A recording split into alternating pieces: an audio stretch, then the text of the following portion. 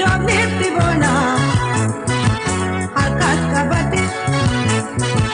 Jalali dunga iftuda lakuma biftu Aroma binti yomiyo utasandulom Jalali dunga inyuto yadam namani Summa usmalti kabase yo salpisan Ebutti bahu akka anani Waya kabaju wali galani Jalali bifain kamo akula jima Burrata adi hinjadu kuwaliti kap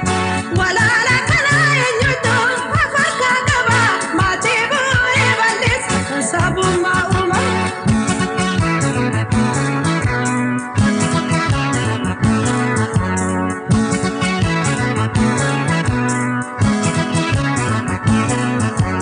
Hasta jalala Tokuma kama Akaja korso Lalisa dema Safusi siya jalala Gwatas pujita Hidalo sahib kachip Edin kat galchip Tututan ke yodibe Jirenyi nafa Rajina ya baraja Umang ke raja Danyahin kabu Yo kanis